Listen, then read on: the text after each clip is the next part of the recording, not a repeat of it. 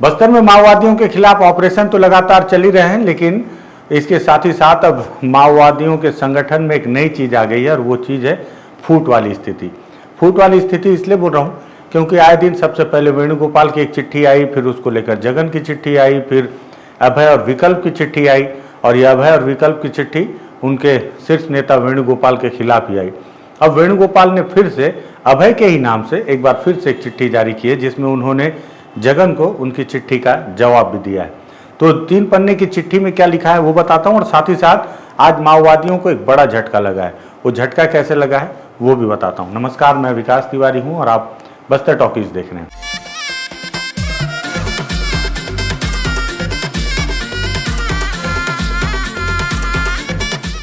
दरअसल अगर आपको याद हो तो पिछले वीडियो में हमने आपको माओवादियों की लगातार उन चिट्ठियों को दिखाया जो सबसे पहले वेणुगोपाल ने लिख के पूरे देश को चौंकाया कि वो अब हथियारबंद इस संघर्ष पर विराम लगाना चाहते हैं। साथ ही साथ उसके बाद फिर जगन की चिट्ठी आई। जगन ने इस बात का जिक्र किया कि अब जो वेणुगोपाल ने लिखा वो उनका व्यक्तिगत विचार है, और उसके बाद फिर एक चिट्ठी आई जो अभय और विकल्प के नाम से थी। हालांकि ये चिट्ठी विकल्प के तौर पर जो उनके प्रवक्ता थे उनकी मौत के बाद ये चिट्ठी आई, तो इस बात पर संदेह था कि ये किसने जारी की, लेकिन वो विकल्प और अभय के नाम से थी, जिसमें उन्होंने ये यहाँ तक कहा था कि अगर वेणुगोपाल हथियार जमा नहीं करते हैं और उन्हें अगर समर्पण करना है तो कर सकते हैं, लेकिन हथियार नहीं करेंगे जमा तो उनके पीछे PLGA लगा दी जाएगी। अब इन सब के बाद अब वेणुगोपाल ने फिर से अपनी तस्वीर वाली 3 पन्ने की तेलुगु में चिट्ठी भेजी है। हालांकि इस चिट्ठी को हमने गूगल की मदद से ट्रांसलेट किया है और आपको मैं स्क्रीन पर भी हिंदी में दिखा रहा हूँ। ये जो चिट्ठी वेणुगोपाल ने भेजी, क्या लिखा है वो भी पढ़ लेते हैं इसमें, और इस पर क्या उनका जो विचार है वो उन्होंने, हालांकि इस पत्र का उपयोग किया जबकि पहले जो अभय और विकल्प के नाम से चिट्ठी आई थी उसमें उन्होंने कहा था कि उन्हें अब अधिकार नहीं है कि अभय के नाम से पत्र जारी करें। उसके बावजूद वेणुगोपाल ने अपनी तस्वीर के साथ ये चिट्ठी जारी की है, जिसमें उन्होंने लिखा है, जनता ही अंतिम न्यायाधीश है, इतिहास निर्माताओं को ईमानदारी से तथ्यों को और उनके समक्ष प्रस्तुत करना चाहिए। और उसके साथ उन्होंने इस पर 22/3/2025 ये कुछ समय लिखा हुआ है और तारीख यही हो सकता है कि 3/2025 की हो। इसमें उन्होंने लिखा है कि मेरे द्वारा जारी सशस्त्र संघर्ष की अस्थायी समाप्ति संबंधी वक्तव्य पर अपने विचार व्यक्त करने के लिए कॉमरेड जगन तेलंगाना राज्य समिति के प्रवक्ता सराहनीय हैं। जनयुद्ध के दीर्घकालीन मार्ग पर उनके दृढ़ अडिग रहने पर मुझे कोई आपत्ति नहीं है। कॉमरेड ने मेरे वक्तव्य पर जिस तरह प्रतिक्रिया व्यक्त की उसे देखते हुए मैं एक बार फिर से कॉमरेड जगन के वक्तव्य के महत्वपूर्ण बिंदुओं पर ही जनता के सामने अपने विचार रखने के लिए बाध्य हूँ। मुझे इस बात का गहरा खेद है। अपने बयानों में मैंने बहुत स्पष्ट रूप से कहा था कि मैं और मेरे साथ कुछ साथी हमारी पार्टी के महासचिव कॉमरेड नंबाला केशव राव द्वारा शुरू की गई शांति वार्ता को जारी रखना चाहते हैं। कॉमरेड रुपेश उनमें एक हैं। रुपेश वही जो कि सतीश कोपा जिनका मैंने इंटरव्यू लिया था। इसलिए जगन को मुझे अलग से यह बताने की कोई ज़रूरत नहीं कि यह पूरी पार्टी द्वारा सर्वसम्मति से लिया गया निर्णय नहीं है। उन्होंने जो जल्दबाजी में बयान दिया है वह पार्टी निर्णय के तरीकों से भी अलग है। उन्हें इस बात की जानकारी है कि उन्हें अपने राज्य तक ही सीमित रहना होगा और मेरे बयान पर अपनी राय देनी होगी, और मैंने अपने बयान में भी यह कहा है। यहाँ मैं उनके लिए एक और बात स्पष्ट करना चाहूँगा। नवंबर 2024 में GS की उपस्थिति में कुछ CCM ने शांति वार्ता के मुद्दे पर चर्चा की और अपनी राय व्यक्त की कि सरकार हथियार डाले बिना बातचीत के लिए तैयार नहीं है और हमें अब शांति वार्ता के बारे में सोचना भी नहीं है। लेकिन इसके विपरीत आपके उपलब्ध CCM ने मार्च 2025 में तेलंगाना शांति वार्ता के मित्रों को अपनी राय भेजी, जिसमें कहा गया था, हम शांति वार्ता के लिए तैयार हैं। सरकार द्वारा हथियार डालने के बार बार दिए गए बयानों को देखते हुए कम से कम उपलब्ध कुछ CCM को एक स्पष्ट निर्णय लेना चाहिए था और उसे स्पष्ट करते हुए बयान भेजना चाहिए था। चूंकि उन्होंने ऐसा नहीं किया, इसलिए इस बयान के बाद कॉमरेड बसवराजू और रुपेश ने आपस में चर्चा की और अनिवार्य रूप से शांति वार्ता पर बयान जारी किया। कॉमरेड जगन को अपने जिम्मेदार लोगों से यह जानना चाहिए कि यह सब नवंबर 2024 की समझ से अलग है। हालांकि पूरी पार्टी को लगा कि स्थिति की गंभीरता को देखते हुए कॉमरेड पहल कर रहे हैं। उन्हें समझना चाहिए कि मेरा वर्तमान बयान उन्हीं का एक विस्तार है। जब उन्हें केंद्रीय समिति में चल रहे मुद्दों के बारे में स्पष्ट जानकारी नहीं होती तो वे पहले उसके बारे में पता कर सकते हैं और अगर उन्हें जरूरी लगे तो केंद्रीय समिति को अपना रुख बता सकते हैं। यह दुखद है कि वे बिना कुछ ऐसे बयान दे रहे हैं जबकि उनके पास तमाम मौके हैं। दूसरे बिंदु पर उन्होंने सुझाव दिया कि मैं पार्टी की अनुमति से आत्मसमर्पण कर सकता हूं। मेरे बयान या जनता से की गई अपील पर नाम मात्र की भी राजनीतिक प्रतिक्रिया दिए बिना मेरे आत्मसमर्पण की बात करना उनका राजनीतिक अपरिपक्वता को दर्शाता है। वास्तव में इन दो बयानों के बजाय अगर उन्होंने पार्टी में आंतरिक प्रसार के लिए तेलुगु में जारी की गई मेरी 22 पृष्ठ की कैडर अपील पढ़ी होती तो उस पर अपनी बहुमूल्य राय व्यक्त की होती तो यह हमारी केंद्रीय समिति और पार्टी के लिए कहीं अधिक उपयोगी होती। मैं उन्हें पहले ही स्पष्ट कर देना चाहता हूं कि उस 22 पृष्ठ की अपील में मैंने जो कुछ भी लिखा था वह हमारी पार्टी द्वारा अगस्त 2024 में जारी परिपत्र में है। हम पिछले 1 साल से उस परिपत्र को कहीं भी लागू नहीं कर पाए। वास्तव में पिछले 1 साल के व्यवहार ने हमें और भी स्पष्ट रूप से चेतावनी दी है कि अगर हम उन्हें लागू करना है और भारतीय क्रांतिकारी आंदोलन को आगे बढ़ाना है तो यह अनिवार्य है कि हमें अस्थायी रूप से सशस्त्र संघर्ष बंद करना होगा।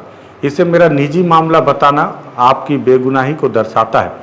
न तो आप उपलब्ध सीसीएम न ही शहीद माओवादियों ने अपने साथी के लिए लिखा है कॉमरेड बसवराज और न ही हमारी पार्टी के झारखंडी साथियों द्वारा जारी युद्ध विराम की घोषणा हमारी पार्टी की रक्षा के लिए है, न कि आत्मसमर्पण के लिए।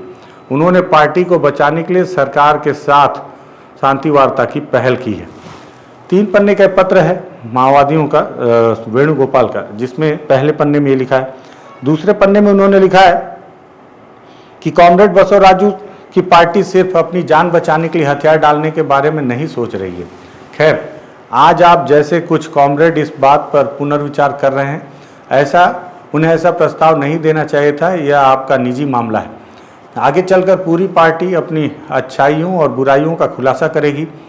आपने यह भी कहा था कि तेलंगाना में युद्ध विराम मौजूदा हालात में हमारी पार्टी को बचाने के लिए नहीं था, लेकिन हमारी नाकामी यहाँ सरकार के रुख पर विचार न करने बल्कि शांति वार्ता की तैयारी करने में है।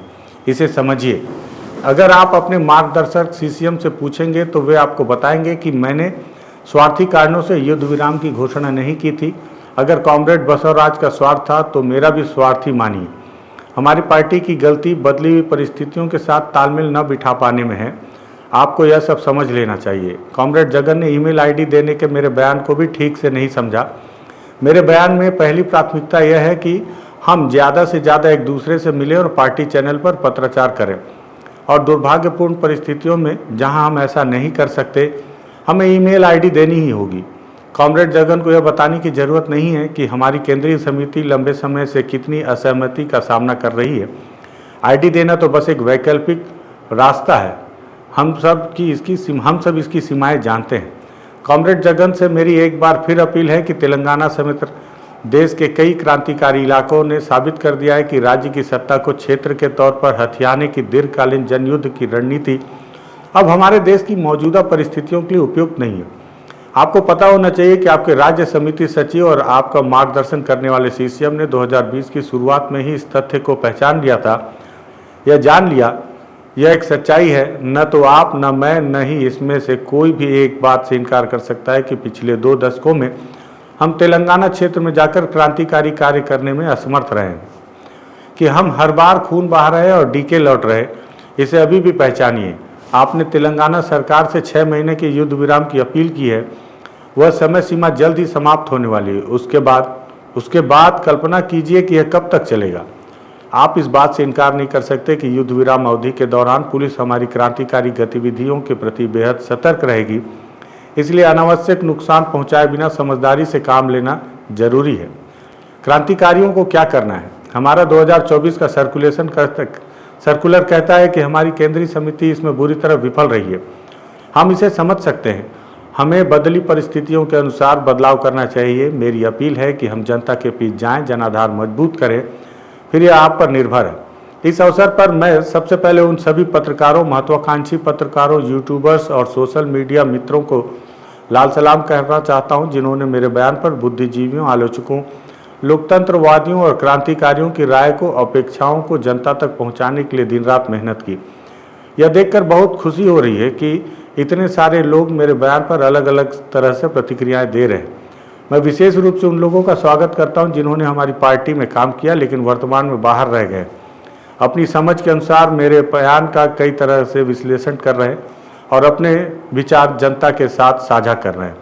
हालांकि हमारी पार्टी शुरू से ये गुप्त पार्टी रही है और कई दशकों से एक प्रतिबंधित पार्टी है। विशेषज्ञ जानते हैं कि बाहरी लोग हमारी पार्टी के आंतरिक मामलों पर आधिकारिक रूप से टिप्पणी नहीं कर सकते, इसलिए मेरे बयान में दी गई तारीख, फोटो और ईमेल आईडी को लेकर कुछ संदेह पैदा हुए और कुछ लोग तो यह भी कह रहे हैं कि मैंने कुछ समय पहले ही पार्टी से दूरी बना ली है और पुलिस के संपर्क में हूँ। एक बच्चा भी कहेगा कि अगर मैंने पार्टी से दूरी बना ली होती तो कॉमरेड जगन अपने बयान में सबसे पहले यही बात कहते। मीडिया जिसने कॉमरेड देव जी के पार्टी महासचिव चुने जाने का झूठा प्रचार किया, जानबूझकर हमारी गुप्त पार्टी के बारे में जानकारी इकट्ठा करने के लिए कई झूठी बातें सामने लाकर रखी। मैं यहाँ उन सभी पर कोई राय व्यक्त नहीं कर रहा हूँ, लेकिन मुझे लगता है कुछ बातों को स्पष्ट करना मेरी जिम्मेदारी है।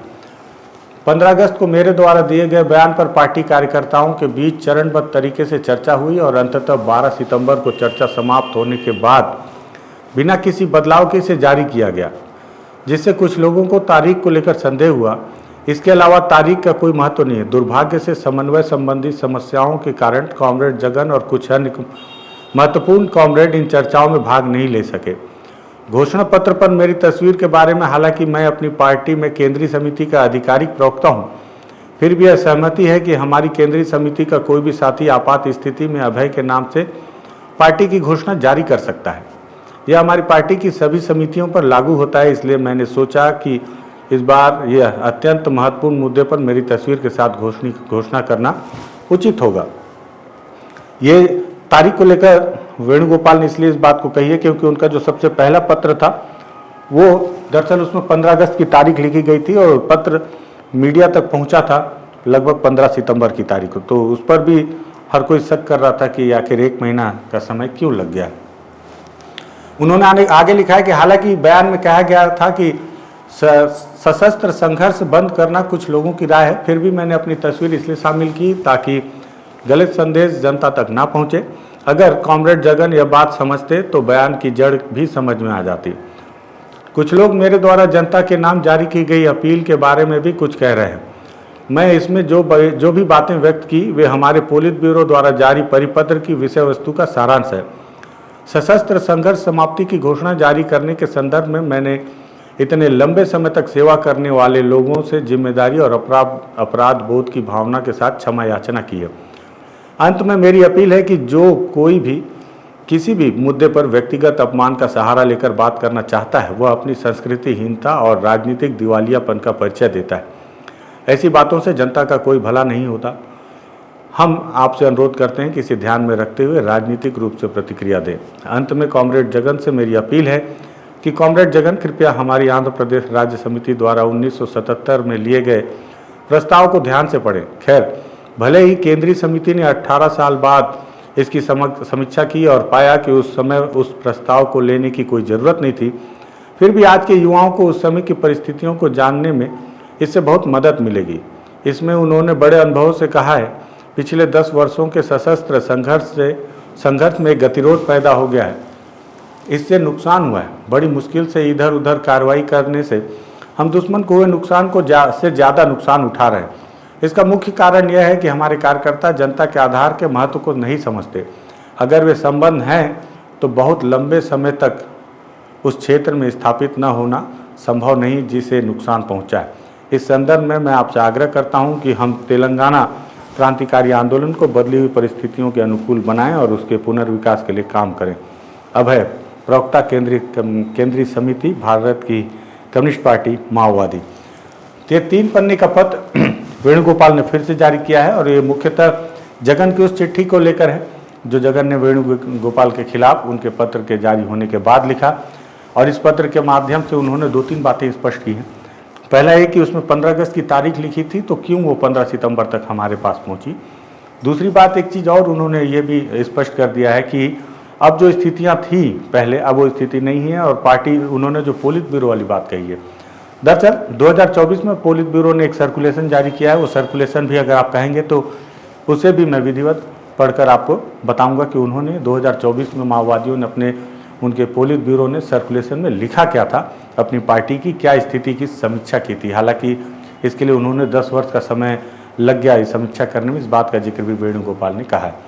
एक बात और है जो इस पर ध्यान देने योग्य है इस पूरे पत्र में, कि उन्होंने कहा है जगन से कि आप अपने सीसीएम, मतलब तेलंगाना के जो सीसीएम हैं या कुछ लोग जो तेलंगाना राज्य समिति के आधार पर जो सेंट्रल कमेटी के लोग हैं, उनकी मनोदशा या उनका मनोविचार अलग है। वेणुगोपाल जो कि दंडकारण्य के इलाके को ही अपना मानते हैं, तो इनका विचार अलग है। इनके साथ में रुपेश उर्फ सतीश कोपा, जिनका मैंने इंटरव्यू लिया था, वो सभी इनके साथ हैं। इस पत्र से यह स्पष्ट होता है। साथ ही साथ इन सारी चीज़ों के बीच एक इतर झारखंड के इलाके में जो माओवादी हैं, जिसमें एक पोलित ब्यूरो है मिसिर बेसरा, और उनकी जो टीम है, उनकी विचारधारा इन सब बातों से लेकर अलग है।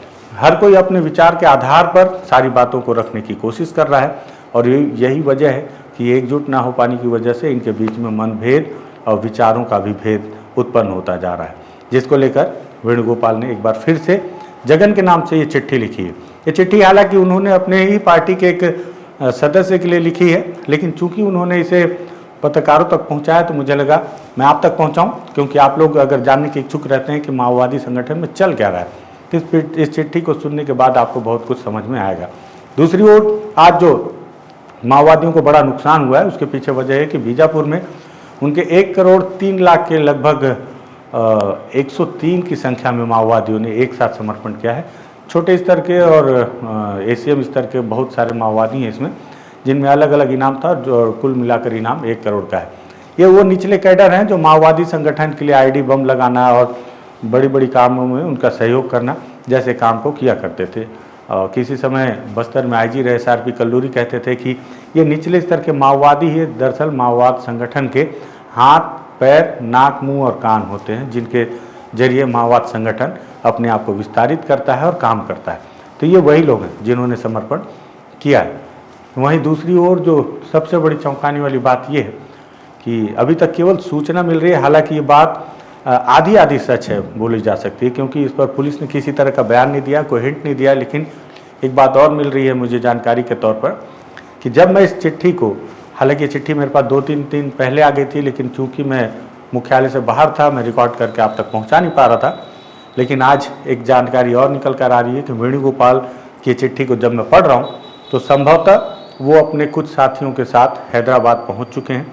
संभवतः, इस बात को बहुत मैं प्रमाणिक तौर पर नहीं कह रहा हूँ, सिर्फ आपको प्राथमिक जानकारी के तौर पर दे रहा हूँ कि जब आपको पता चले तो इस पर फिर मैं आपको विधिवत जानकारी भी दे सकूँ।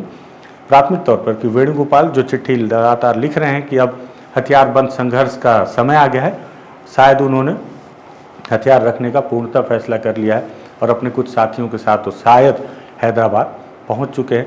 हो सकता है कि कभी भी तेलंगाना की पुलिस उनके समर्पण की जानकारी मीडिया में साझा कर दे। अगर नहीं करेगी तो समझ जाएगा कि ये जानकारी पूरी तरह से सत्य नहीं थी। मैं भी इसे संदेहास्पद तरीके से इस जानकारी को केवल प्राथमिक तौर पर आपको बताने के लिए ये जानकारी दे रहा हूँ।